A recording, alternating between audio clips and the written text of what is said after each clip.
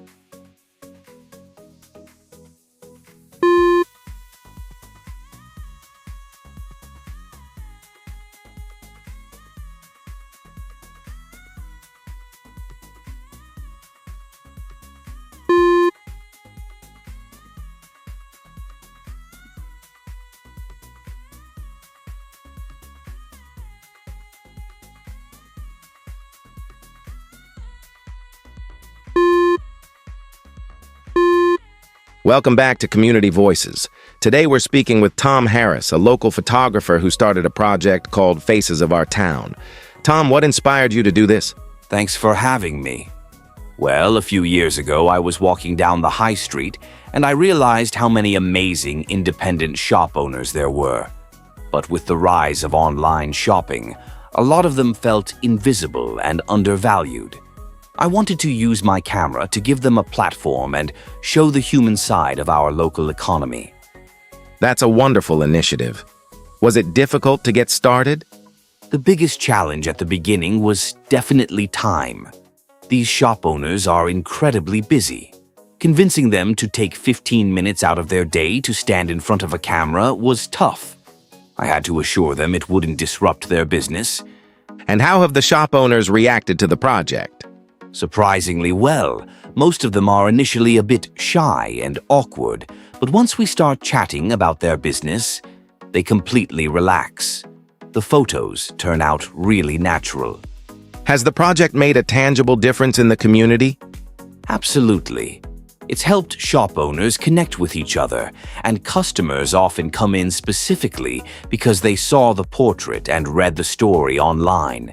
It's created a real sense of pride. That's fantastic. What are your plans for the future of Faces of Our Town? I'm currently working on publishing a coffee table book featuring the best portraits and their stories. All the profits will go toward a fund that helps new local businesses with their startup costs.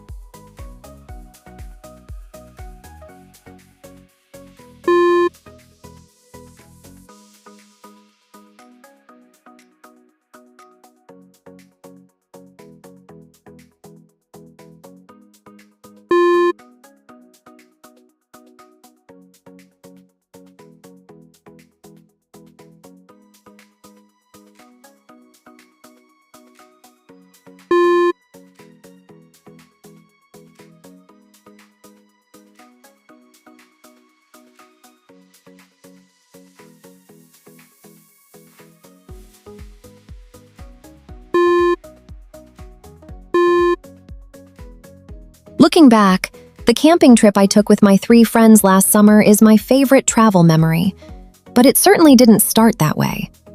We chose the location because it was highly recommended by a travel blog we read.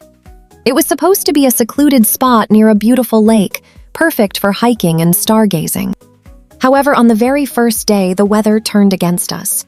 We had checked the forecast, of course, but the continuous heavy rain that started just as we arrived was completely unexpected. It wasn't just a light shower, it was a proper downpour. At first, I felt really disappointed. We had planned all these outdoor activities, and now they were ruined. I was ready to pack up and drive home, but my friend Jake suggested we just embrace it. We ended up spending the entire weekend huddled inside our large tent. Instead of hiking, we played board games, told stories, and cooked simple meals on a portable camping stove. To be honest, it was some of the most fun I've had. We laughed until our sides hurt, and we didn't look at our phones once.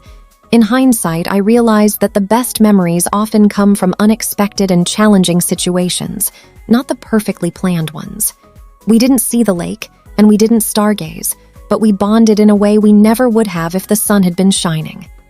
I'd definitely go camping again, but I'll make sure to pack an extra large tarp next time.